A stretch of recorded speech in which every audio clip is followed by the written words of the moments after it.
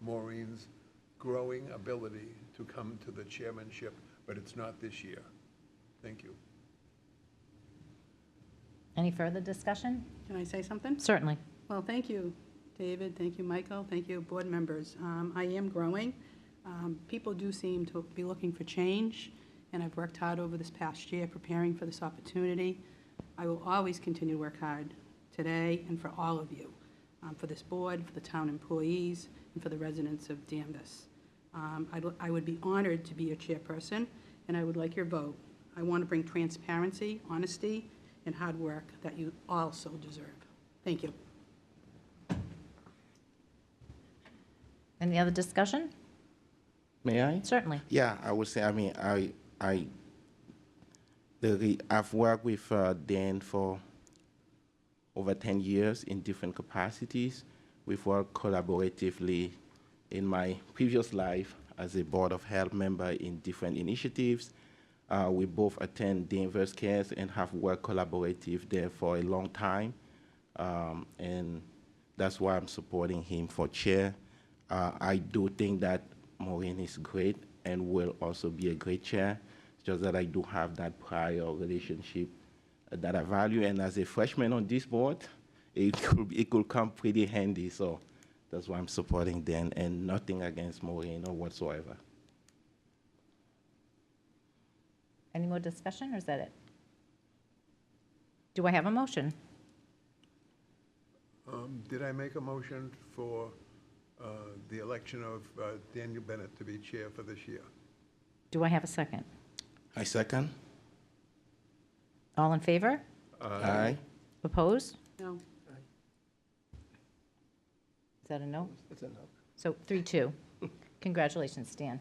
Congratulations, Dan. Before you conclude, Madam Clerk, it has been the tradition of this board, after the election of a chair, if it's not unanimous, to then ask for another vote, for a unanimous vote, so that the chair will have the unanimous support for this year. So I would ask that you take another vote, and I'm asking all of the members to vote for Dan so that we continue that tradition. Do I have a motion? My motion for confirmation of the vote by all members of the board. Do I have a second? Second. All in favor? Aye. Opposed? Thank you, my board That's a members. vote. Thank you, Clerk. It's been an interesting year to be your chair, and thank you for putting up with all of the struggles and clumsiness that I have. And I will take my, if I may, You may take that chair. take my chair down And the Dee end, will come up here closer and to, take this seat, Yeah, and I'll and move you'll next move to- over here. Yeah, Is that'd that be great. agreeable? That's great, Dan. Yeah. I want to be closer to Thank Mr. you. Bradstreet. Dee, as you circle around, would you come and fix these names, please? Sure. Thank you. See, Dan is already I'll take putting mine in with the me. work. Okay.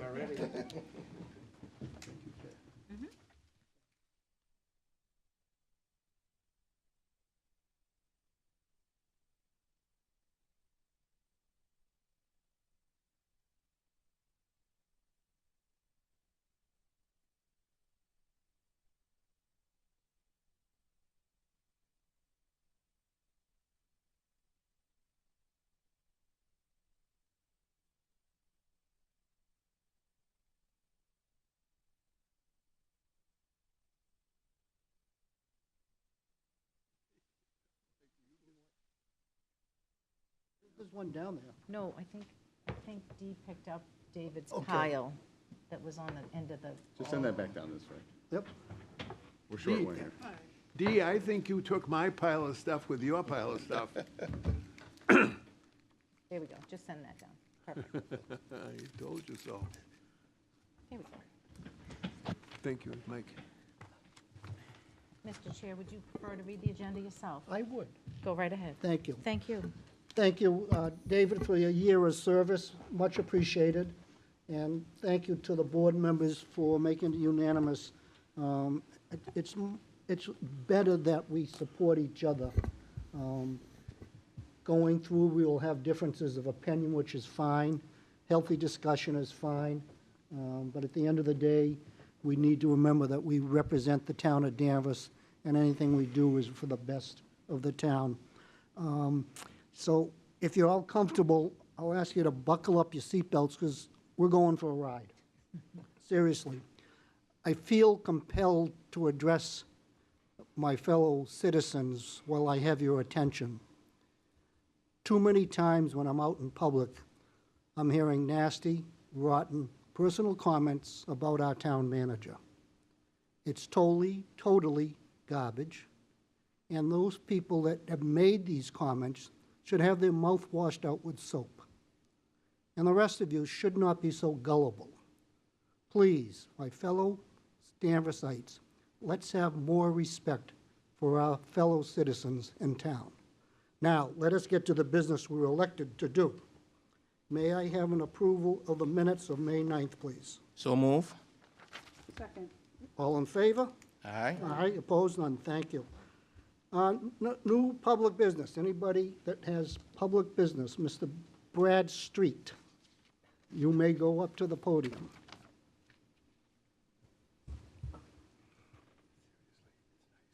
Bill Bradstreet, Town Meeting Member, Precinct 1. I've mentioned it in the past, if I could mention it again. I wanted to ask, if possible, some money that has been, and I use the term squirreled away, saved, in a glass jar or a desk drawer, could be used to purchase a proper gavel that could be used to open and close important meetings such as this one. I believe one was used at the annual town meeting last night. I think its effect is more than welcome and sets a tone. That's the question. I have one other question. I'll have to wait till the next fiscal year. Just tell me you're working on it. The other thing is, as was done tonight, if we support DCAT with our electronics and what have you, we need to help them out because sometimes the equipment that they have is not working the way we need it to work so that we can all be heard when we speak or can listen when someone else is speaking. Again, it's money, but I think it's well spent for us and the town itself. Just told me you're working on it. We'll look into it. Thank you. Thank you. Anyone else, new public business? Hearing none, we'll go to, the board will consider a request to recognize Ehlers-Danlos, I never heard of this syndrome, in May 2024. Is there somebody to speak to this, Mr. Town Manager? I believe so. That would be the clerk. I believe Hello. so. Would you speak to this, please? I will. In your packets, you received a brochure on Ehlers-Danlos syndrome, as well as an email from resident Mary Rosa of Donegal Lane, who was unable to be here tonight. Mary asked us to find a way to bring attention to sometimes misdiagnosed group of connective tissue disorders, collectively called Ehlers-Danlos syndromes. Ehlers-Danlos syndromes is caused by genetic changes that prevent connective tissue from functioning properly. Presently, there are no disease-specific treatments for any type of EDS, so it's managed by addressing each person's symptoms, sometimes requiring multiple providers in different specialties to manage a person's care. With the Select Board's approval, orange ribbons, like the one in front here, will be affixed to the entrance doors at Town Hall to bring attention to the Ehlers-Danlos syndrome. And then for more information on Ehlers-Danlos Society work, you can visit www.ehlers-danos-danos.com. And then I do have some extra brochures over by the ramp, if you like. Any questions or comments, Maureen? You guys might have to share one. I think Oh, we're sharing? that one got. Oh, okay. Sorry about that. Thank you. Well, I think this is great. I did not know about this either, Mr. Chairman. Maureen, could you speak Oh, close to the I'm microphone? sorry. Thank you. I said, I think this is great. I did not know about this syndrome. I think it's great. Anything that we can do to help. And we're going to be doing it, I understand, the whole month of May? Well, we were trying to get it in for the whole month of May, but we're going to try to get the bows up tomorrow. So the bows, and there's a little ticket, a little tag on there that kind of gives a brief explanation. So we're going to have them up, if the board's okay, through the month of May, and then maybe a little bit into June. Okay, no, that's it. I think it's, this was good information. I looked through it. Thank you very much. That's it. David, any comments? Nothing. Thank you, Mr. Chairman. I think it's a great idea. Good. Mike? No, thank you. It's a good idea. Thank Dee? you. Thank you, Mr. Chairman. I just want to say thanks to Mary Rosa and her family, because advocacy work like this is what can make a difference in this kind of disease. This is a really bad disease that many people don't know about. It takes 10 to 15 years for people to be diagnosed with this disease. And sometimes we don't know what it is. So kudos to Rosa and her family for being vulnerable and raising this awareness, because this is what makes the difference in this rare disease space. So just thank you, and I support it. Thank you. And I would assume that the board is willing to recognize the syndrome and allow the ribbons to be put up for the balance of the month and into a short time into June. Is that agreeable with everybody? Yes. Down here? All right.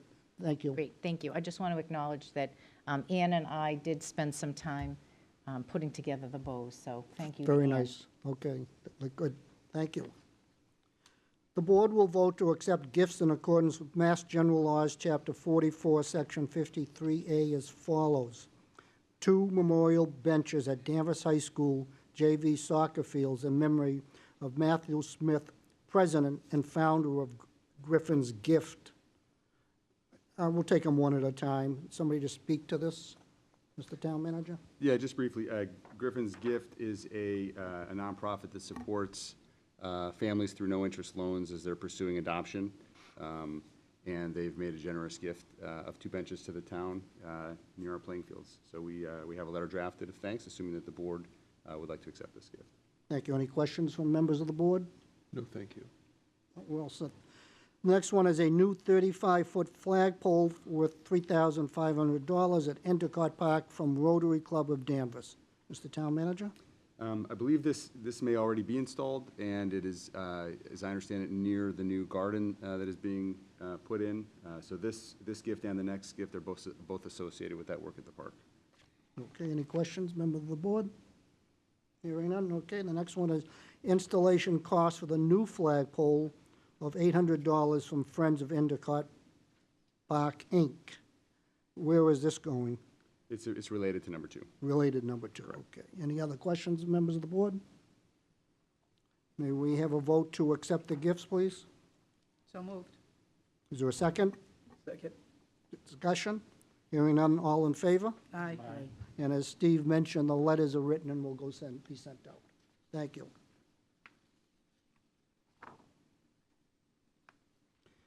A public hearing will be held in accordance with Section 2 of the Rules and Orders governing private livery service within the town of Danvers on the application of Leal Transportation LLC, Adriel Leal, owner of 8 Cheever Street, is that Florida? Floor 1. Floor 1, excuse me. 8 Cheever Street, Floor 1, Danvers, Mass., to license 1 SUV passenger car to travel on all streets in the town of Danvers to provide transportation on a reservation-only basis. And is someone here to speak to that? Please go to the microphone, introduce yourself, and briefly what you want to do.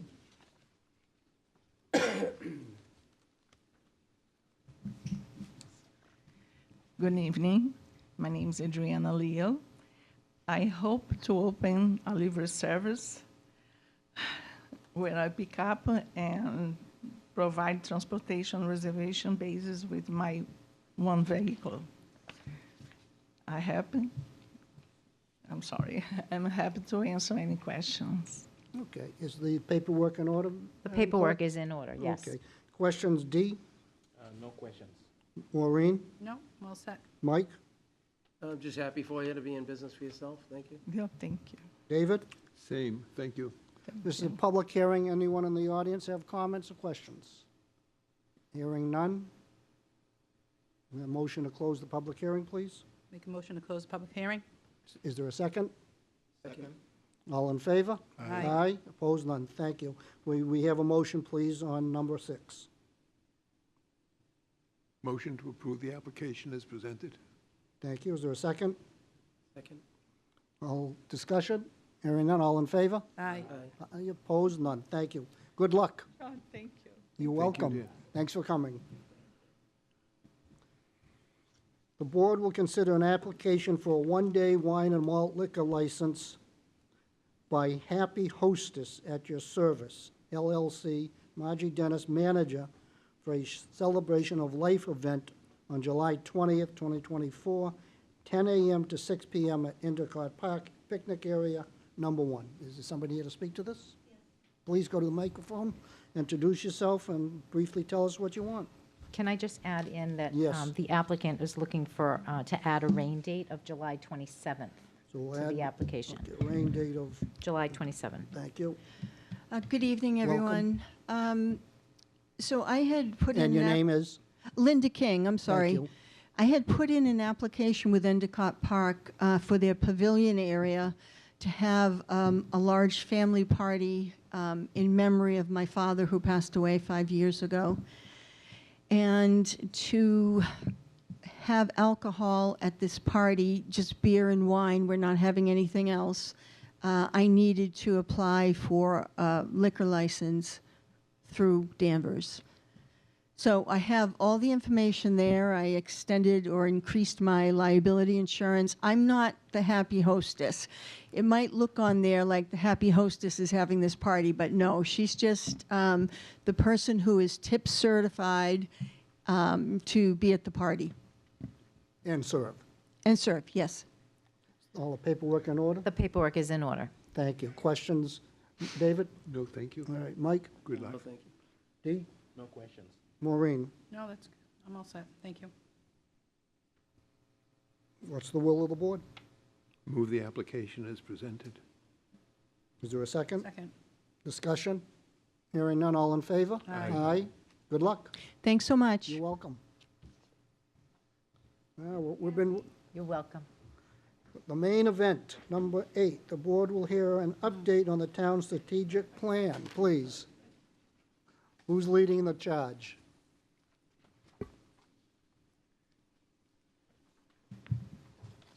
Good evening, Jen Breaker, Assistant Town Manager. Jen, would you be close to the microphone, please? Good evening, Jen Breaker, Assistant Town Manager. And Nick Campion, the Assistant Recreation Director.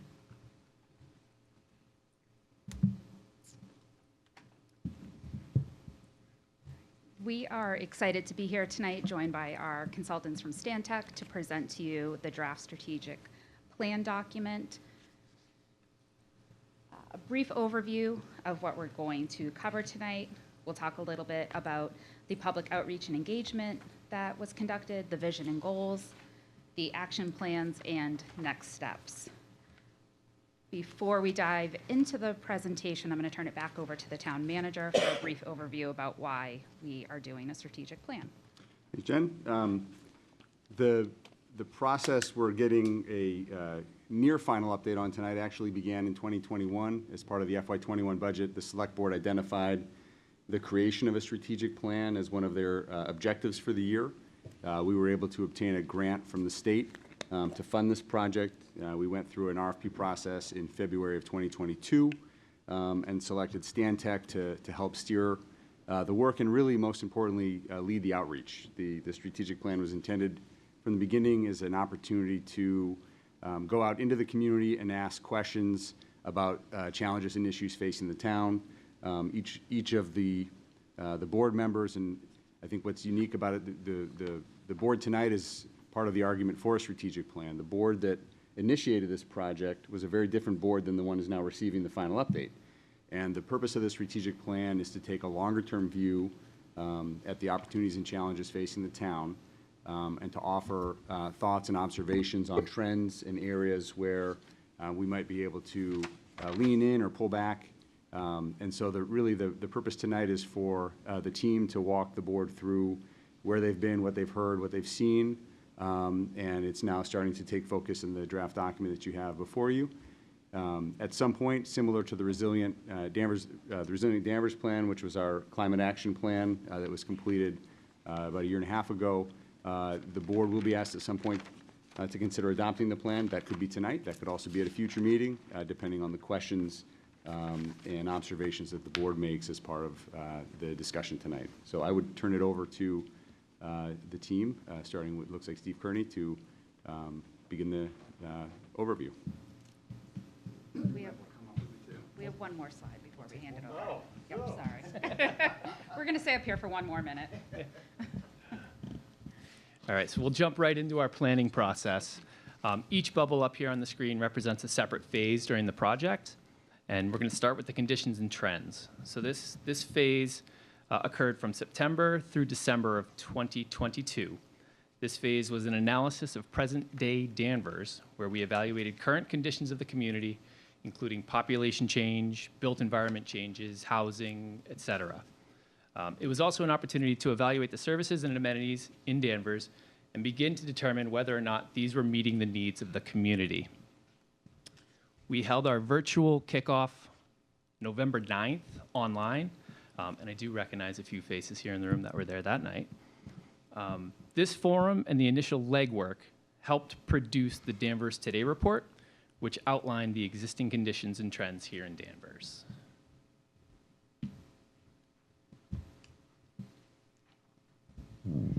Next, we moved into the visioning phase, where we worked with community members to build a shared vision for 2030 that will guide the strategic plan. To this, we asked residents and businesses, what does Danvers look like in 5 to 7 years? We intentionally targeted a broad range of community members and businesses. We conducted surveys. We held 7 different focus groups. We engaged the 8th grade civics classes. We held in-person visioning sessions. Those sessions were both in-person and online for folks that couldn't be there in person. We did targeted postcard mailers to various areas of town, and we tried to meet people where they were at. We popped up at multiple summer concerts. We were at the Downtown Rewind event. We went to the Kiwanis Pancake Breakfast, a Rotary lunch at Putnam Pantry, and other times around town where we popped up. We also gave out promotional swag, which you have before you tonight. That is hopefully the last of the promotional swag left. But that way the Danvers, strategic Danvers symbol was out and around the community.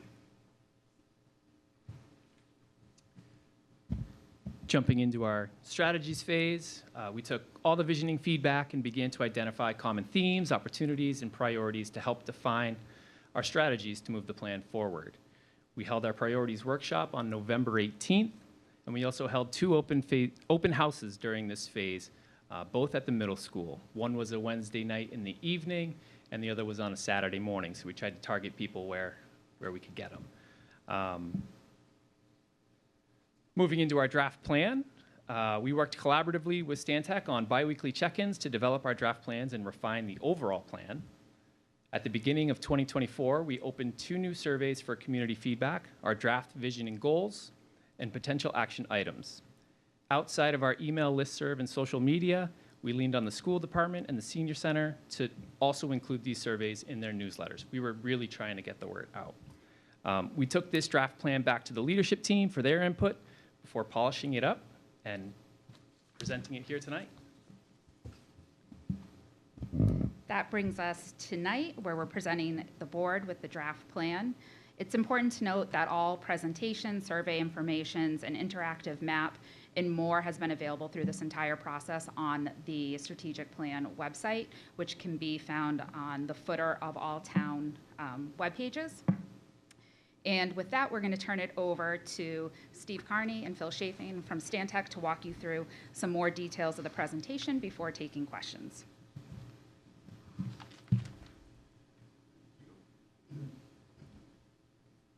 Welcome. Thank you. Please introduce yourself for the people at home. Absolutely. My name is Steve Carney. I'm the principal in charge and working closely with Phil Chafin, project manager, who we've worked together for more than 10 plus years already. So the Jen and Nick both just stole a lot of my thunder. I'm here to talk about the community engagement, and they just gave a very good overview of what it is. But there are a couple of points that I think is very important to call out. To say that public engagement was a priority of Steve, Jen, and Nick is an understatement. We've been working on projects like this for years. We do a lot of community engagement based on the population here in Danvers. When we had kind of gotten through where we've essentially, felt comfortable, there's pushback from the team to say that's not enough. And so we doubled down, we extended our engagement time, and we did more events, and it really made a big difference. You know, we are often aware that sometimes a very small amount of individuals can make a big impression in a public engagement process, and we want to make sure that voices that are not typically heard were also included in this. And so when you look at the engagement, sort of the inputs is how we like to call them, at over 1,300, more impressive than cities of 100,000 and bigger planning projects that we've been involved with. So an effort was made, and we really did reach out and get a diverse number of people here, just some of the big ones, high numbers. The website was very popular. Again, with 4,600 unique visitors and over 13,500, they were coming back, they were commenting, they were voting up, they were voting down. So there was real engagement, both in person, through surveys, and virtually online on our website. And then again, what we were doing, the visioning, we wanted the vision statement and the goals needed to come from the community. We needed the community to see that these were their priorities. And so the first event when we were going through the visioning was, to get community members to sit at tables, not necessarily with people they know, to talk about what's most important to them, what they see as the vision. The exercise that we had done that night was to, have everyone had the opportunity to say what was important to them, what they saw as challenges, what they saw as priorities. And we had individual exercises to capture that quite a bit. But the end piece, the report back, was what each table agreed on, 5 items that they agreed on. And it was really, helpful for us, but also for the community members to see the different tables come up with some of them. But again, it was an event where, people were talking about the shared priorities of the community. And that is really what established the vision and developed the overarching goals for the implementation efforts. Just again, some of the, headlines of where can Danvers be, set, and what can this do? Strategic Danvers set the blueprint for the town's resurgence and prominence on the North Shore. Again, these are all individual, but collectively they come up and they build the statement. So, to the point of just keep coming back and getting as many as we can, we tied into the other public events that were going on, and these sort of voting exercises of what's most important to you, there was a lot of input, but it also, started to reinforce a pretty common theme in terms of what the top priorities are. And they really were, open parks and open space, the schools, and the downtown shopping and living. I mean, no matter where we ended up, 800 on the survey, these were the ones that kept bubbling to the top. And Phil's about to get into all of these. So again, we went through this, we developed a vision, we set the goals. We also throughout, I just want to add, we're constantly engaging and working with the community so that not only are we hearing what they're telling us, but we're also helping them understand that there are limitations, there's no endless amount of money, and if you really if you're not being realistic and hearing what's the realities, you ultimately build a vision document that has no real chance of implementation. And that was just a theme throughout. So we often say we give the community the information, the understanding, so that they can make decisions. And with that, again, began to guide. And with that, I'm going to pass it to Phil, who's going to talk about how all of the engagement turned into these vision and goals, and then the implementation that follows. Strategies. Good evening. My name is Phil Schafing. I am an urban designer, urban planner with Stantec, and have been the project manager throughout this process. Really enjoyed working with Steve and with Jen and Nick throughout this whole process. And so now, as Steve said, wanted to talk about kind of the meat of the plan, where all of this community engagement led us to. And the first piece is the vision statement. We like to think of the vision as the top of the pyramid that kind of is the overarching guide for the plan, which is then supported by a series of goals, and then each of those goals has the implementation strategies that different town departments or organizations will undertake to help achieve the goals and the visions that we've set. And so, as you see, that's really the overarching framework for the plan document in front of you today. This vision statement has gone through a couple of different versions. After our initial outreach in the winter and the spring of 2023, we presented a draft. We got some feedback on that. We made some changes to it. And so this is the version of the vision statement that's in the draft plan before you today. And I think it is worth sharing this because each of these individual elements came through as a theme from the different types of input we were getting from people, whether that was survey responses or talking to people at local events or in focus groups. A lot of these came through as things that people kept referring to. So the statement says that Danvers is a North Shore community that prizes our vibrant downtown, supportive neighborhoods, and treasured open spaces. We welcome new residents and businesses while ensuring everyone in our community enjoys a high quality of life. We take pride in our rich history, strong sense of community, and the arts, culture, and events that bring us together. We proactively manage change as we grow responsibly and remain strong stewards of our physical and financial resources. And so again, this vision statement is a vision of Danvers in 2030 and beyond. Some of these statements are very true today, and some of them are aspirational, and work needs to be done to get there, and that's really the goals and the strategies in the plan. So we identified 5 goals then that fall under this vision statement. I'll go through them one at a time, and then there's a summary slide at the end. These aren't presented in any particular order, but I will say that this first one about the shared spaces in Danvers, we kept hearing about in different ways throughout our feedback. And so a goal of preserving and enhancing the parks, open spaces, sidewalks, and streets, the spaces that everybody can use, whether you live here, you work here, you've been here your entire life, you just moved here yesterday, you're using these spaces. And so making sure that those are preserved and made as good as they can be. The second goal was about continuing the town's financial stewardship and improving its long-term fiscal outlook. This is sort of the practical goal here. To be able to move forward, we have to have a strong, or you have to have a strong financial status. And as you look to the future, you want to be able to project your budget with confidence. And so looking at the tax base and the components of that and what kind of strategies can help to do that.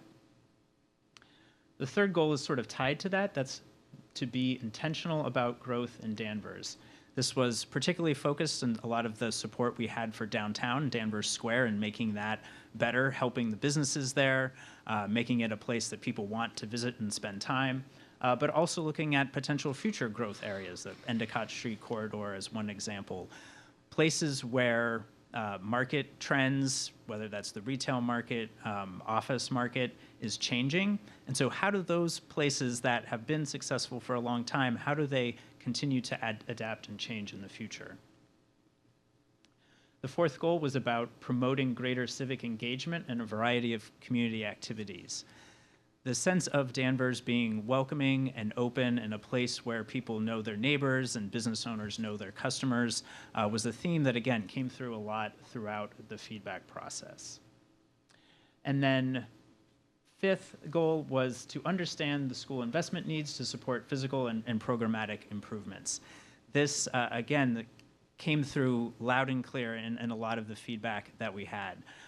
Particularly people, families who had children in the schools now, but also other residents wanting to make sure that the school system supporting the children who are growing up here and preparing them to be good citizens in the future. And so those 5 goals together, these are what organize the action plan portion of the document.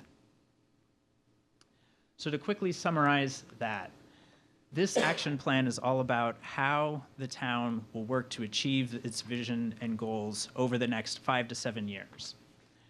So these are strategies that came from the feedback we heard in our public outreach. They were refined and informed by the town departments who are going to be, for the most part, the ones who are implementing these strategies.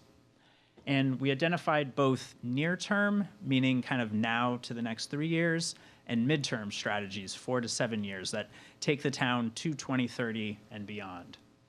And we wanted to acknowledge, be realistic that there are budget constraints.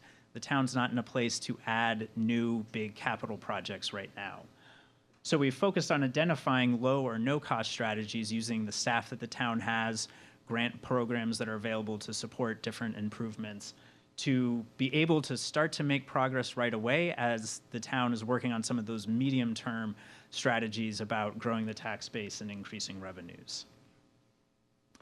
So there are, under each of the goals in the action plan, a number of different strategies, and I won't go through each of those in detail, but they're in the plan document before you. To just identify a couple of highlights, including some things that are already underway. The first goal about the shared spaces that town residents and business owners enjoy. The town's already beginning the process of updating its open space and recreation plan, which will identify the needs in those areas and set a 7-year action plan for the town to work towards, and so that is already underway. One of the recommendations was a townwide transportation master plan to look at how people move around the town, as well as a focus on a downtown mobility plan. So how do people get to Danvers Square, and once you're there, how do you walk around, how do you get between parking and stores, making sure that people can walk and bike from surrounding areas. Again, to make downtown more accessible, which then ties to the third highlight here about improving the physical accessibility.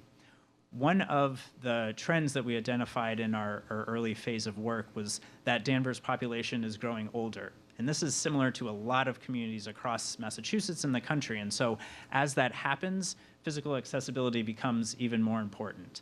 So wanting to acknowledge that and making sure that that is on the town's action plan. Under the second goal, there's really two sorts of strategies. One is working with the resources that the town has today, the staff that it has, the programs that it has, making sure those align with the priorities identified in the Strategic Danvers and the Resilient Danvers plan, and making sure that staff has the skills to pursue grants to help economic development and small businesses either grow here or businesses looking to locate here as part of a strategy to both bring new jobs and businesses here, but also to help increase the tax base. And then the second set of strategies is about kind of looking at the revenue and the cost to the town. And so looking at the tax base, how to grow particularly non-residential portions of that. So new retail, industrial jobs, offices, how do you attract that over time? Looking at some of the older properties in the town that maybe the time is right for owners to reinvest in them and attract new types of businesses or new housing types, which we'll talk about on the next slide as well, as ways to meet the changing needs of the community. And then finally, also looking at other non-tax revenue opportunities. So all things that are both near and midterm strategies in the plan. Related to the third goal and how to achieve that, there's several strategies and ways to improve Danvers Square. Some of those which are already getting underway now, the streetscape and shared community use area construction project that'll be getting started soon is one example of that. Making sure that downtown streets and sidewalks are attractive to encourage people to come here, to support the businesses that are there. And so that, again, the theme of strengthening downtown was something we heard a lot about.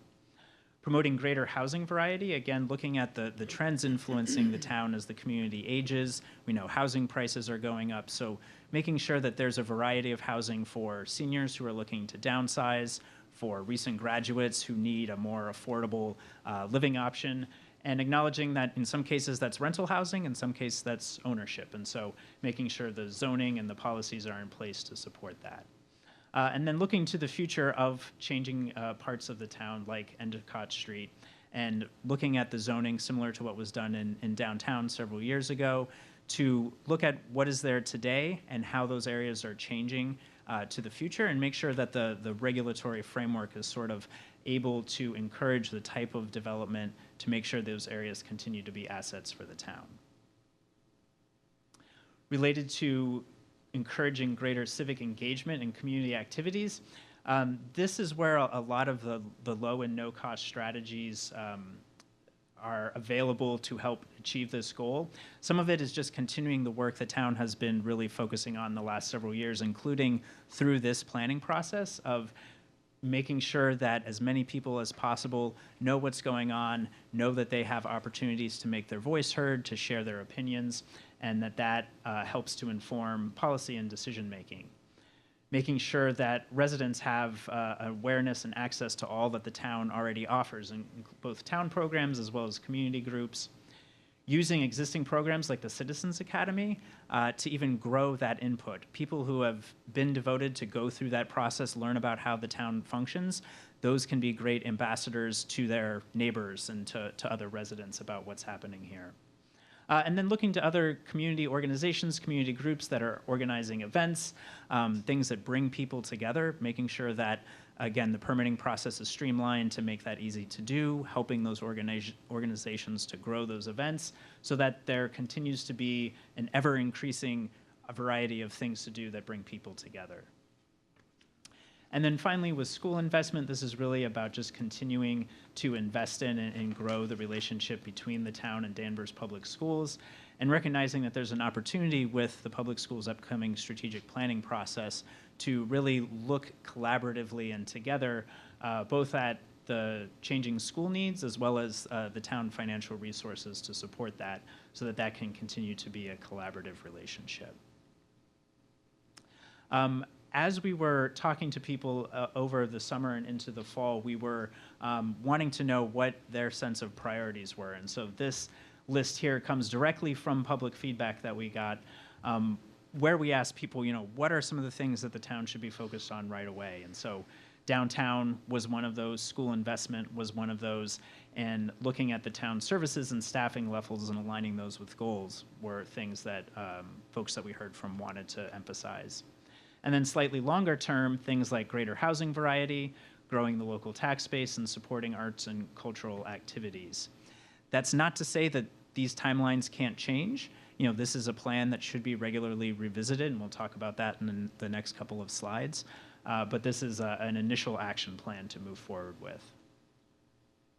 So just to quickly close with next steps, once this plan is adopted, the action plan matrix can be a measuring tool for annual check-ins to see what strategies have been achieved, what strategies are coming up next on the work plan. Making sure that the town continues to communicate that the plan is a guiding document, where the town is at and that progress. Celebrating the successes helps people to appreciate that when they come to a meeting, when they complete a survey, their voice is being heard and is influencing what the town is doing. And then continuing that outreach. I think the work that Jen and Nick and our team did to reach out to the community is a great starting point, and it needs to continue, and I think there's a lot of opportunity for that in the future.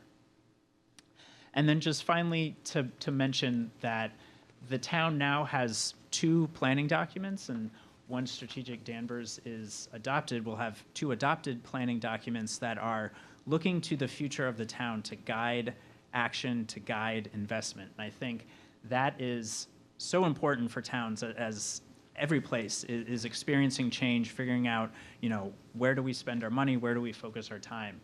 Having documents like this that the community has made their voice heard and has helped to shape can be very helpful for town departments, for the planning board, for the select board, as a guiding document. And so I think that the community outreach that this was based on and the work that our team has done has really set the town up for a good roadmap in the future. And so with that, I want to thank you for your time, and we're available for any questions or comments. Thank you very much. We'll start with D. Any questions or comments? Thank you very much for the presentation, and thank you for the hard work. I participated in a few sessions. This is great work. Questions, though. I think more on terms of actionable. So this is a report. And on the note that I got in the package, there was next step. So what do we do next? Is that something that the town manager takes and then have some action steps on things that we're going to do? Or does this board have to decide how we prioritize these goals? So I will start with that. In the action strategy matrix, there are a number of near-term strategies that are identified. And we developed that working with the town department heads. And so that can be something that informs department work plans and budgeting in this next cycle to make sure that resources are being devoted to those near-term strategies. Some of those, as I said, are already underway. Some of those will be coming up in the next couple of years. But the matrix sets a short list of those near-term strategies for the town departments to prioritize based on funding availability, project timelines, and things like that. And so that's really the next step. Once this plan is adopted, it's something that town departments and the town manager can use to develop those work plans, which informs the budgeting process.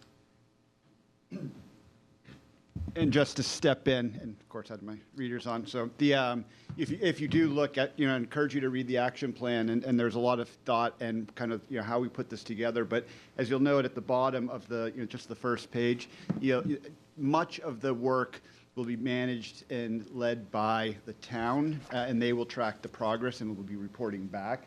We have very clear that we know the resources are limited, so a big part of this is identifying new and additional resources to bring in. It's also likely that staff capacity is already at a high, people are busy, they have a lot on their plates already. We recognize that as well. And so looking for and engaging with some of these outside partners and groups is just sort of a big piece. So when you go through the implementation plan, you begin to see who's been identified as the responsible entity and then who can support them. And so that's the structure. So when this becomes a real tool for the town to make decisions, and again, decisions with the understanding that they need to align with the community has told the town, but also within the resources of what the town has or what the resources the town can get to. So. I would just add that the action plan referenced is in the report document, not in the PowerPoint, and it begins on page 21. 21 of the report. Of the report. I lost that, but that's the cover, so right there. And it's fairly detailed, and it'll really begin to identify all of them. We knew that would take way too long tonight. We did not want to do that to you. And on the PowerPoint on slide 24, because at the end of the day, we prioritize these things and we'll project it based on some kind of budgeting, right? What we can afford. There's a mention of evaluating appropriate non-tax revenue opportunities. I was trying to look at that in the action plan. I wasn't quite sure I was seeing, do we have any details as to,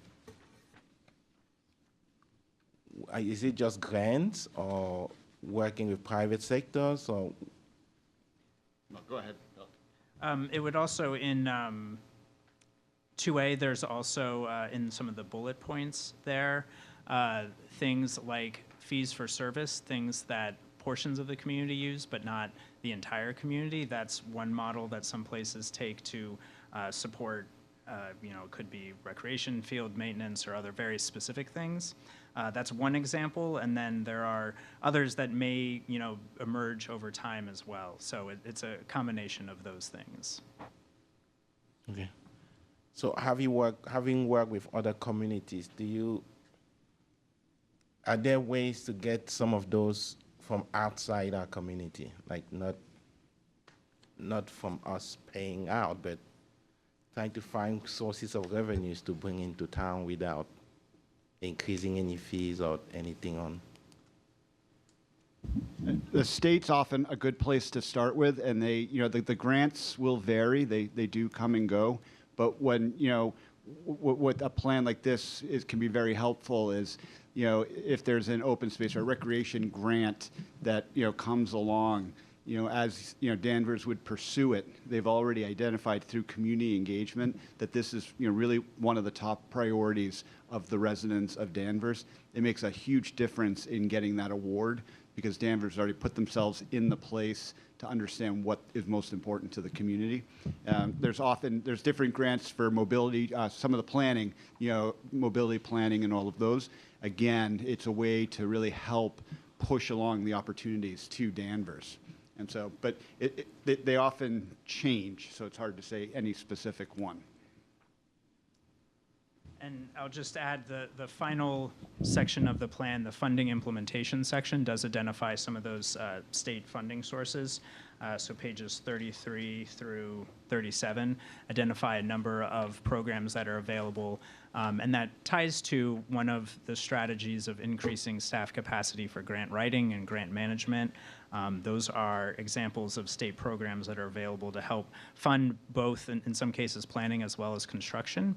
And so that can be a really good resource to help leverage the town's budget with matching grants that help to achieve those projects. Thank you very much. Thanks for the hard work. All set, Dean? All set. Thank you. Maureen, you want to go next? Thank you. Thank you. This was well put together. The focus groups, I also did attend. I think it was good. I think it's very nice that we saw a big turnout at a lot of these events. That shows that people really care. The collaboration back and forth was great. I had a question with regards to one of the goals.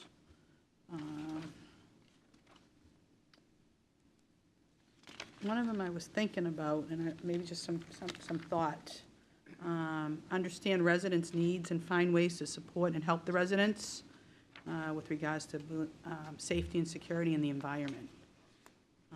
You know, maybe in the future, something that we can look at with that. David always talks about citizens wanting to feel belonging to this town, so add that in too. I think that would be good. And then I like how you say about strive to continue to keep Danvers a welcoming community. That's very important to us. And look at the trends, like you said, let's measure them with matrices and what's working, what isn't working, what can we do next. But other than that, I think it's great. Thank you for putting this together. All set? Thank you. Michael? Yes, thank you. So are you folks are a private business? Yes. Yes. And so do you have any other cities or towns that you've worked with, or? Yes. Currently, actually, we're working with Peabody right next door. Recently finished a plan for Watertown. We're beginning work in Plymouth. We've also done work in Attleboro. Could go from there, Those are Massachusetts. We do a lot of sort of downtown implementation focused work. We've been involved in communities across upstate New York. This is sort of the strategic plan, Brockton. You know, we did a strategic plan in Brockton a number of years ago, and if you haven't been to Brockton recently, the amount of investment that came out of that for Brockton and, you know, kind of Brockton's history really was impressive. And it was a, you know, downtown action strategy. This one's the town, but it's a good example of how laying the planning, you know, groundwork results in implementation success. Thank you. That's it? That's all I have. Thank you. David? Thank you, Dan. First of all, the presentation. I've sat here for several years, and sometimes presentations kind of confuse me. And I think that this is a very user-friendly document and presentation. So I thank you for that, because I like to try to understand what we're looking at. The second thing, without getting too focused in, I saw back in here a citizen question about, do we have enough water? And I spoke with the town manager this week because I have received a couple of inquiries from, not inquiries, criticisms of our utilization of a water ban in Danvers. And now that we come into the hot weather, people who are trying to be attentive to their yards and lawns and look good get really frustrated with the inability to water. So the manager has suggested that he will ask our water people to come in here to explain why the water ban is necessary. I'm concerned always with the overreach of state government, even though I worked in state government. And if I understood through the years what Steve was explaining to us, our water restriction is not based upon the unavailability of our water, but the state's desire to, the state's imposition. So I just wanted to bring that up, that water is, especially this time of year, very important to people. And Steve, do you care to comment upon what you had suggested as far as publicly answering some of the concerns? No, you summarized it well. You received a question from a resident in the waning days of your chairmanship, and we responded to that resident. But I know there is a lot of confusion surrounding the water ban as it pertains to the water permit that the town holds with the state, which is different from the registered amount of water that we are authorized by law to take out of the ground.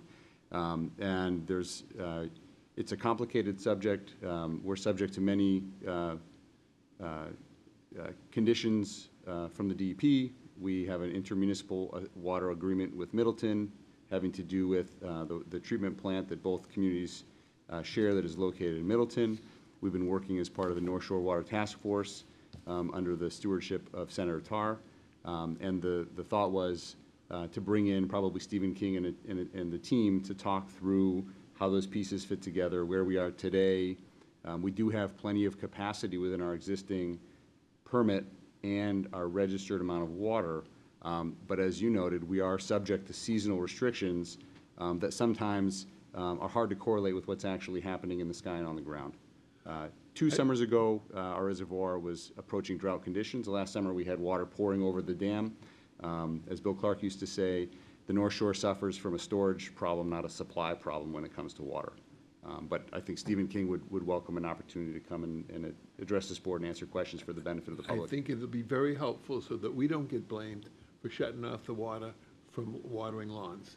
And we want to put the blame where it belongs, not on you, but on state regulations. The second thought that I had was, I heard you mention grants a couple times. Throughout the years, we often have people coming before us with wonderful plans and hopes and dreams of preserving a piece of property or doing something else that we do not have the money to do. And I have often said from the bench here, did you call Warren Buffett? Did you call Bill Gates? What have you done by way of researching the availability of grants to do what you want to do? Now, number 2, I'm on the board of directors of the local YMCA, and I go there almost every day. A great resource, which I often publicize here, especially to older people my age who have a habit of staying in and isolating, which is a dangerous thing. But our executive director absolutely astounds me with his ability, month after month, to bring to us the results of his, grant strategy and getting grants for that. I have often just, while we're here, to just mention, I've often thought that perhaps, regardless of, our difficulty of funding, to hire a specialist or a consultant or to engage, like you engage a real estate broker, to sell and get the best price and a smooth transaction. You have mentioned grants, and in here, the grant discussion seems to be that the Danvers people should be doing their grant stuff. Well, it's not going to happen, probably. The Danvers people, our employees, are pretty busy every day doing their stuff. Jennifer already does a couple times what I could ever do in her job. So I'm just saying, granting, I think, seeking grants can be a very productive thing. Finally, I'll shut up. I have a cousin. He's now semi-retired, and he worked for the Rand Corporation. I never knew what that was, but it's a big deal. And they get a lot of money from the federal government. And while his professional training was the delivery of health care, what he turned into halfway through his career there was becoming a specialist in obtaining grants for then funding various kinds of scientific stuff that company was doing. So I always kind of have a sense that we in Danvers, and I could hardly blame any of our administrators who I see working every day over and over and over beyond the call of duty. They can't be grant specialists. I just wish that we could use that resource more, and maybe engaging professional grant people for a period of time might do it. Thank you. That's what I wanted to say. Grants and water. Thank you. And I thought it was user-friendly. So That's a real compliment to us, and Phil gets the credit. Yeah. It's critical for people to understand the material we're presenting, so. Nice that's- job, Phil. Thank you, Dan. Thank you. So thank you very much for the work that you put into this. I observed you when you invited people to come to you.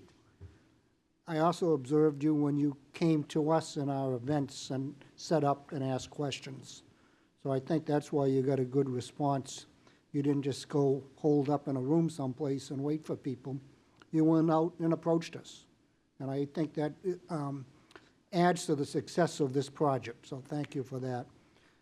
I do have a few specific questions, if I may, on page 26.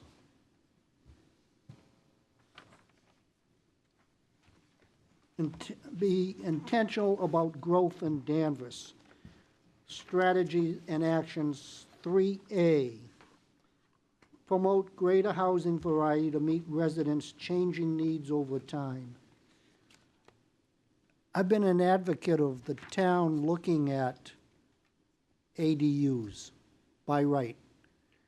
And I was told, let's see if the Affordable Housing Trust will look at that. Let's wait for Strategic Danvers to look at that. So I'm still waiting. So, but you've mentioned it. Explore whether accessory dwelling units are a suitable option to increase access to more affordable housing choices. The answer is yes. We don't have to explore it. We know that. But how do we implement it? And explore whether two-family houses should be allowed in more zoning districts is another great idea. Thank you. Right now, our state, the legislature, House 233, zoning reforms addresses those two issues. So we're right on the same parallel tracks with the state looking at this.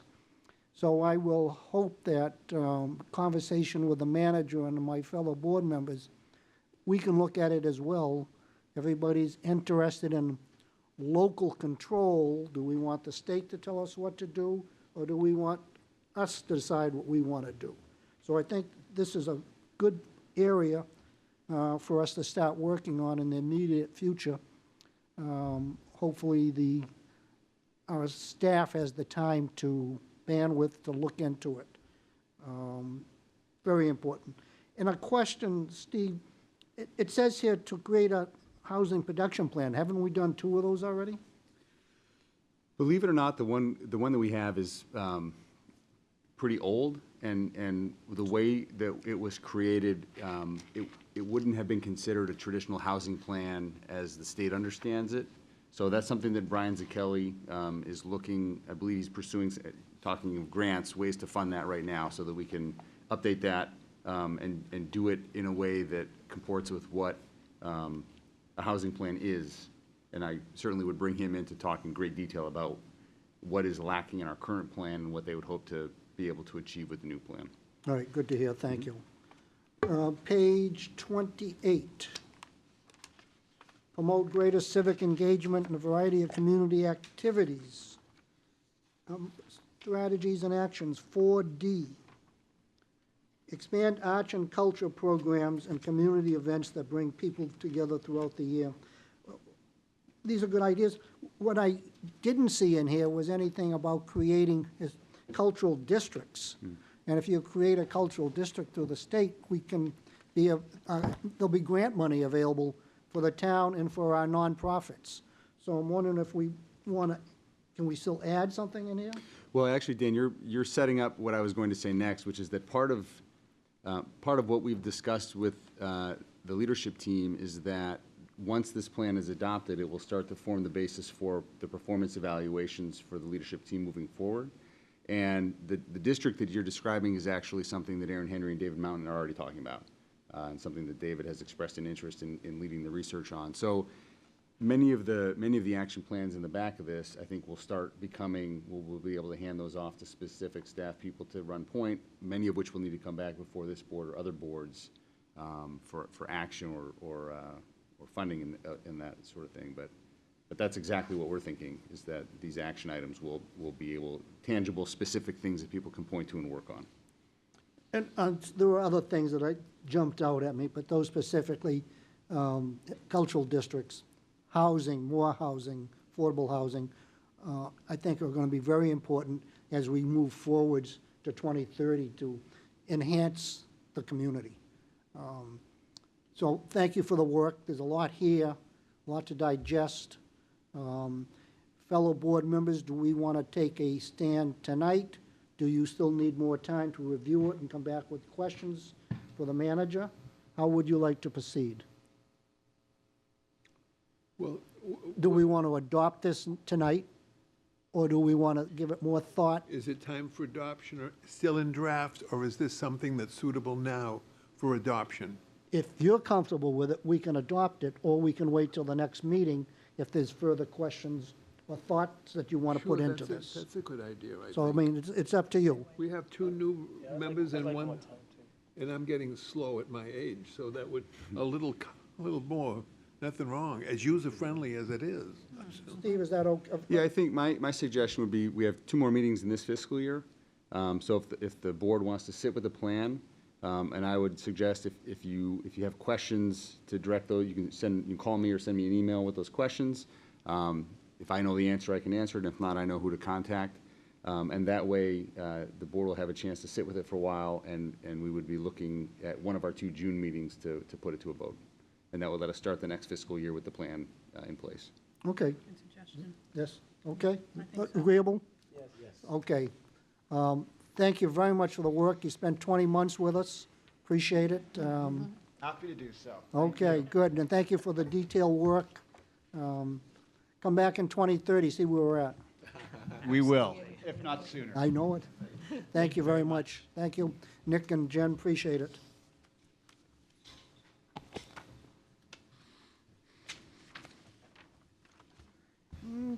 Yep, number nine, I've heard that before.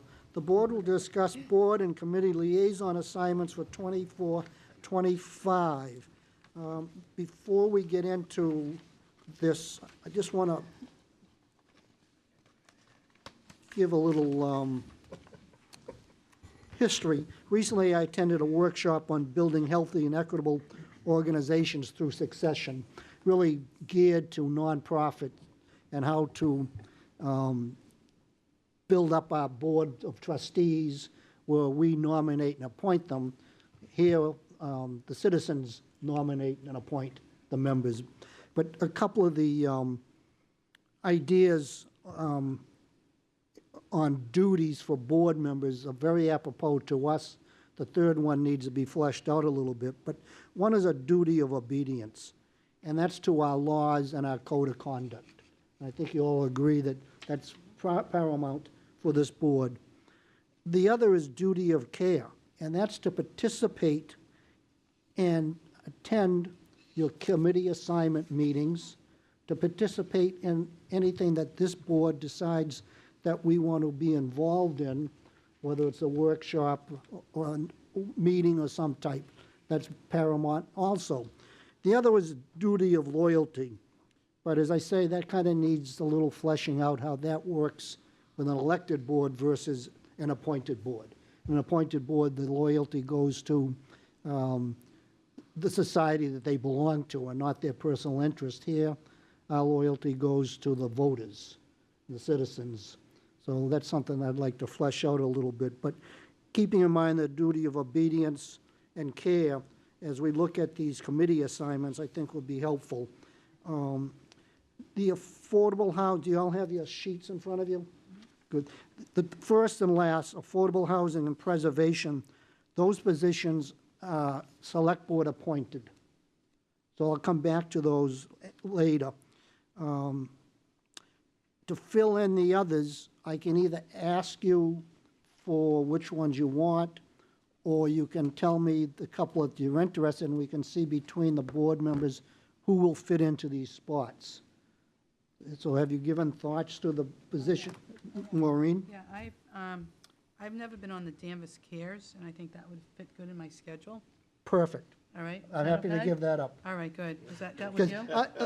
under Okay. the participation Am I- part. Am I asking? No, Should you I can not? have it. Okay. All right, is it All of a sudden, Monday mornings are difficult. Okay. And David Thompson took a survey to see if we could change the dates. They all wanted to stay with Monday. Mondays work for me. All right, so. I would like that. Maureen is Danvers Cares, very good. The- Yeah, sorry. All right, that was easy, good, I'm happy for that. Mike, anything you're interested in? Is there a vacation group here I could get on? See, I don't know everybody's schedule, that's why I don't want to Yeah. appoint anybody. The transportation advisory seems, that would be interesting. Thank you for taking that off my hands, thank you. That's what I've done the last couple of years.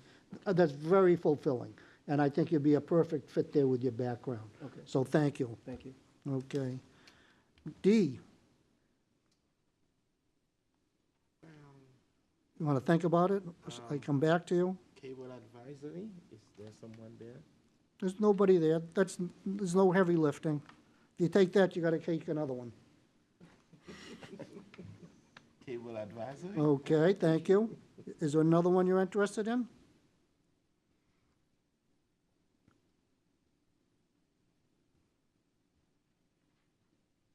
Think about it. Yes, I'll think about it. David? Thank you, Dan. I have been HRIC liaison. I don't know how Dee feels about being HRIC liaison, because I can't hear everything that goes on down that end of the table. He picked cable advisory, and I told him he has to pick another one, because that's not heavy lifting. It And he's isn't, that's why I had it. And he's thinking about it. But I want him to have it. He's a freshman, and he should have the Yep. no Yep. heavy lifting stuff. So we need to fill HRIC, Rail Trail, River Committee, rather. I could, I don't know about, I mean, I love the river.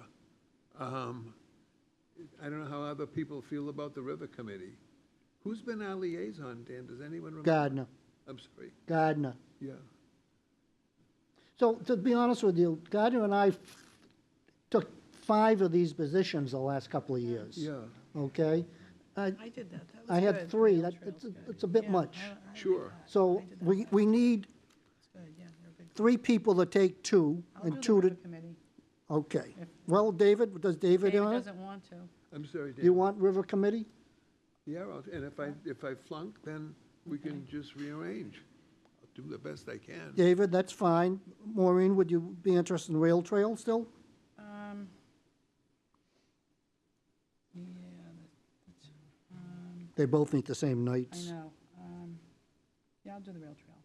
Maureen is Rail Unless you Trail? want it. Did you want to do that? He might want to do the rail trail. I'll do the, let's see, Wednesdays. Can we do a fill-in? Like, if you can't make it, you can call another member a fill-in, like you do at a restaurant? No, No. no. I was gonna maybe do the affordable housing again. Well, we're going to talk about that later. Okay. I want to fill these others first. Do the rail trail. Dee's gonna do the rail trail. He's going to do Rail Trail.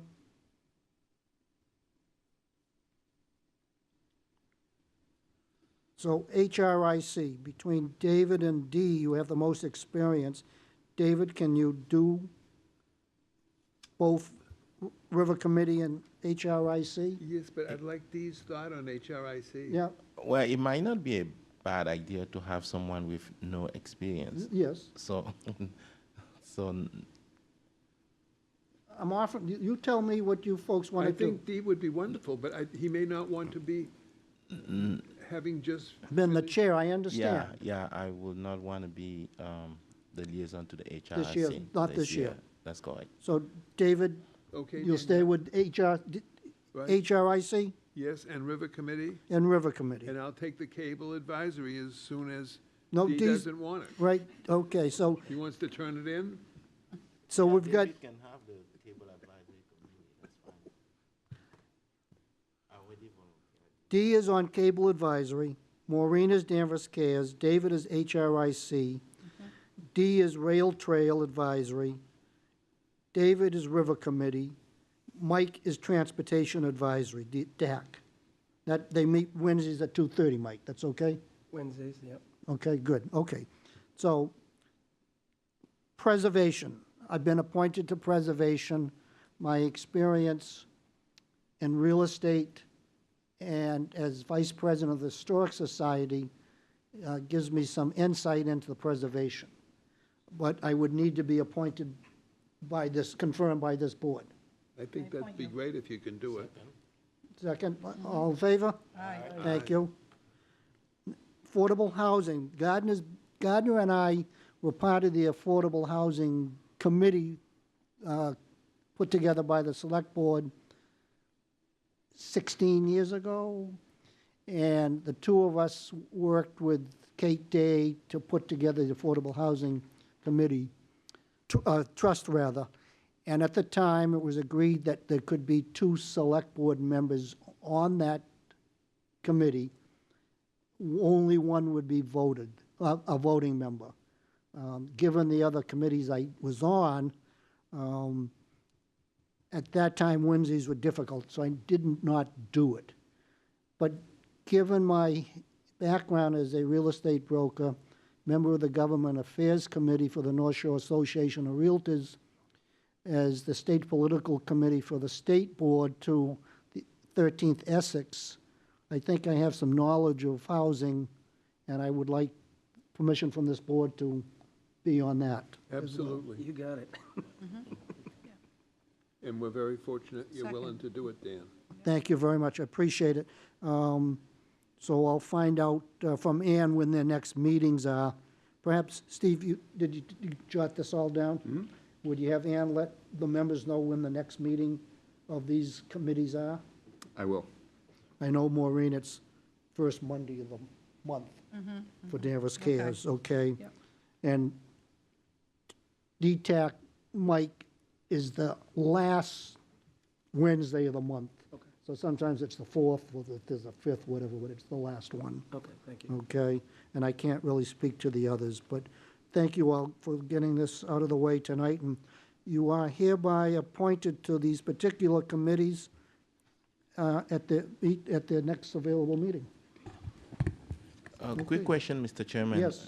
Did you say the affordable housing should have 2 select board members? Yeah, that we can have a non-voting member. Okay. Are you interested? No, I know Maureen is also in real estate. I'm going to hold off for the time being. Yeah, Thank you, though. Thank you. thank you. So if anybody is interested, there is room for a second select board member to be on housing as a non-voting member. So if anybody's interested, you can let us know. I think that's everything on that. Thank you all very much. Okay, next. The town manager will report to the board on various items of interest. Steve? Thank you, Mr. Chairman. First and foremost, congratulations on a successful town meeting last night. The town moderator, Pat Frazier, and Kathy Ellsworth ran a tight ship as usual, and we were able to do the business of the town in around 3 hours, and we're well positioned for FY25. So I appreciate the leadership and support of this board through that process. 3 updates I want to provide. First, you got letters in your packets from our Veteran Service Officer, Kelly Reyes Teixeira, containing information about Memorial Day. As noted, she and the Veterans Committee have tweaked the route and the format a little bit. So instead of meeting at Town Hall, we'll be meeting over at the middle school. And those who plan to march in the parade, 8:15 is when you should be arriving there. I got an invitation this year from my 7-year-old to march with the Tiger Scouts rather than with you all, so I've accepted his invitation, so I'll be walking with the Cub Scouts this year rather than... What section is that in? I don't know yet. I'll just look for the little blue uniforms bouncing around the playground, and I'll follow them. It's towards the end. Okay, well, that'll work. That'll work. They're easy to keep track of because they're all the same color.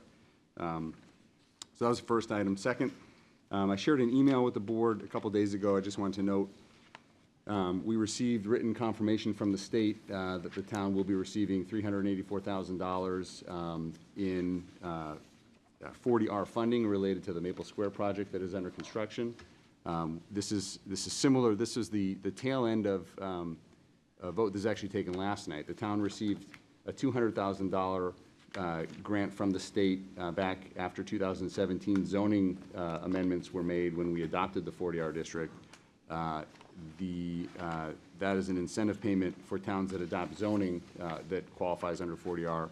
And then at the end of that process, once actual housing production occurs, communities receive a $3,000 incentive payment for each unit of housing that is created. And so the net result in that district was 128 units of new housing. And so the state has signed a contract with the town, so we will receive those funds at some point this year. They'll flow to free cash, as was the case in 2018.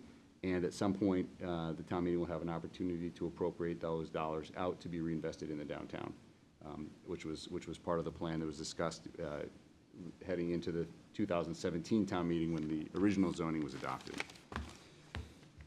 And I think second, or actually third, I wanted to note, you received a packet of information tonight from our Director of Natural Resources, Christopher Sanborn, and it relates to a project that has been, I would say, discussed quietly and a bit under the radar for quite some time, but is now ready to move forward.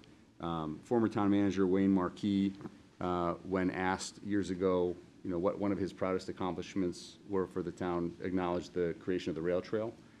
That is something that he had mentioned in passing on more than one occasion to Nick's boss, David Mountain. If they're ever going to name anything after me in this town, I hope it's the rail trail. And so Chris Sanborn and the Recreation Department have been working closely with Wayne's widow to come up with a plan to honor his service to the town. And the drawing that you have is the product of that planning process.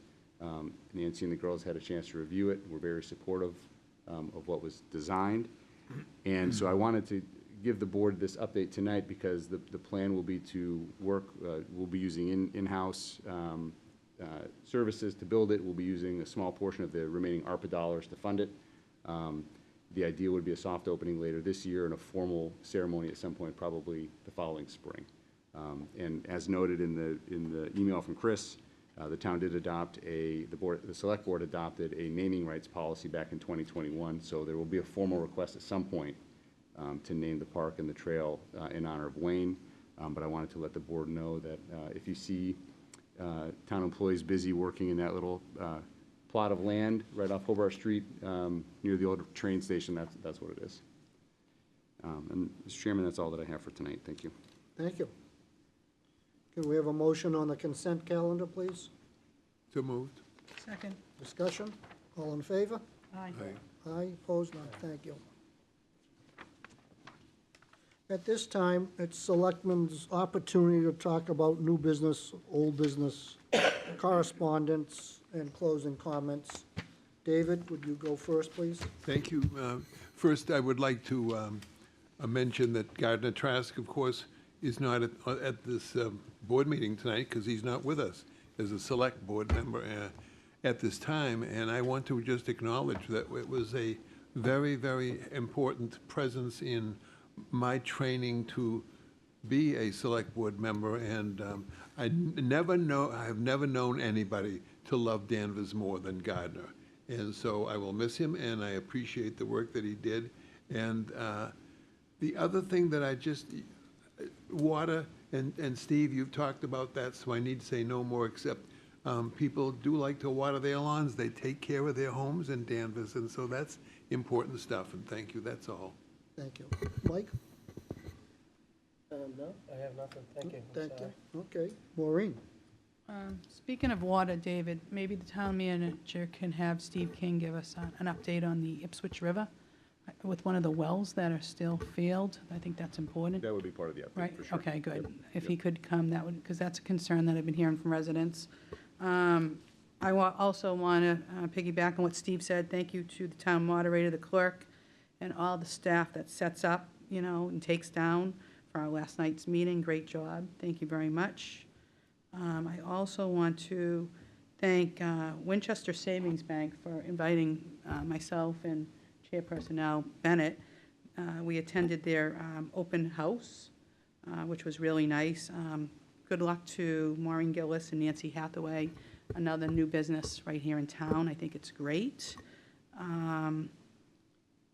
The other thing that I wanted to mention, and maybe this is something that the town manager can get back to us on too, I'd like to see moving forward, if we can get the chamber, are we part of the North Shore Chamber, the town? Maureen, Right. could you I'm speak sorry, closer? the North Shore Chamber, Yeah, right? we work with both the Salem Chamber and the Beverly Chamber. Okay. So the North Shore Chamber being, I Right. think of the Salem Chamber. So now. what I'd like to see, if we could, Steve, maybe you can check into it or have Jen check into it, moving forward, that we get the chamber more involved with these, when these businesses are opening, that they actually come like for a ribbon cutting and get some publicity for them, you know, and I think that's great. They come to the events and support them, support the businesses and promote them. That the Ipswich River, I said, and I'd like to see for our town too, is this something maybe strategical or a plan, you know, that a lot of towns and cities have this buy local, shop local. If we could promote something like that in town for our businesses, I think that would be great. That's where people would buy, you know, from around here instead of going elsewhere. And then also those businesses get to do an advertisement and promote their business with client testimonials. I think that's good. And Dan and I think we talked about, maybe even Wally, we talked about bringing maybe a business networking group back to town. I think that's a good idea, you know, group of business owners, select board members, residents, you know, on how we can improve our downtown businesses. But I think that's it. That's it for me. Thank you very much. Thank you, Maureen. Dee? Thank you. I totally agree with the business thing. It's important. The more publicity we can do for our businesses, the better it's going to be. In the package, we did get an invitation to the Lean Recovery Court graduation ceremony on June 18 at 2 p.m. And that is really timely, and I don't know if Chairman Bennett was going to talk about this. We had our, I think, 11 Light the Night Purple, very well attended, very inspirational. And this is a time where the community comes together to support our brothers and sisters who are struggling with substance abuse.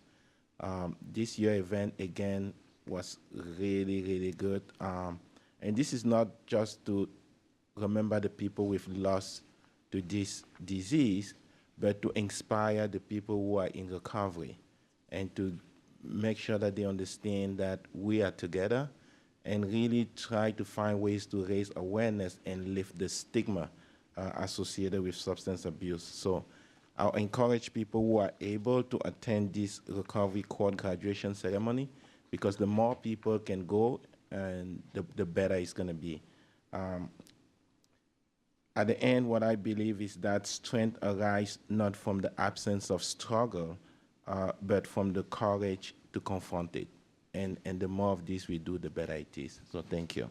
Thank you, And Dave. thank you to Danvers Cares and Maple Street Church and the Danvers Police for being there, and also DPW. So thank you. Thank you. Thank you, Dee. Anything else? Thank you. At this time, I'd like to bring up some correspondence I had from a resident in town.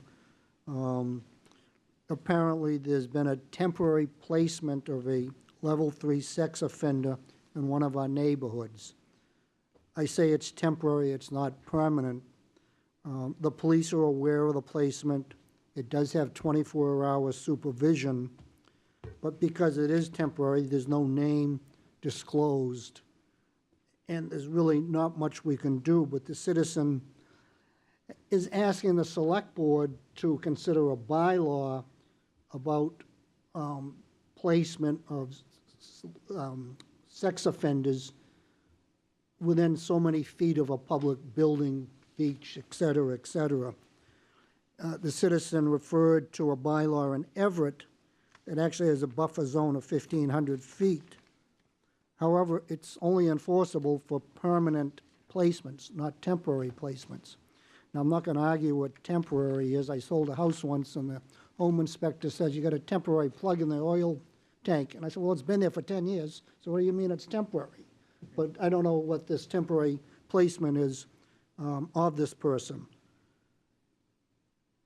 So the citizen asked that we consider it, but given the state legislators haven't been able to pass legislation to limit it within 500 feet in any city or town, not too sure what we can do with a bylaw, but the citizen asked me to explore it, and I'll bring it to this board's attention to think about, and obviously, we're not going to have a town meeting file, but if the board has some questions for the manager and wants to investigate a bylaw of some type, please feel free to do so. Town council?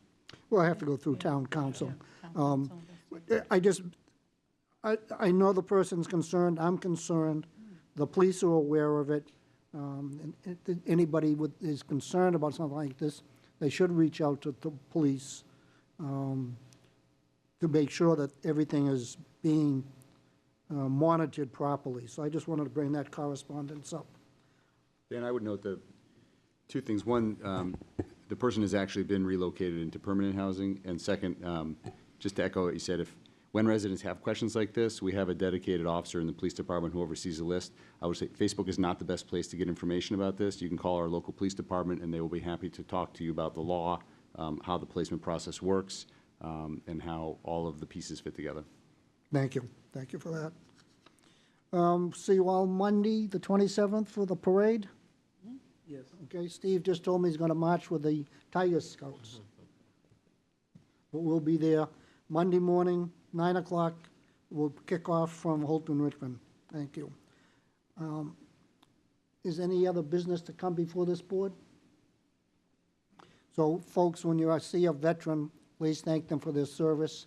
And this meeting is adjourned. Thank you. Good night.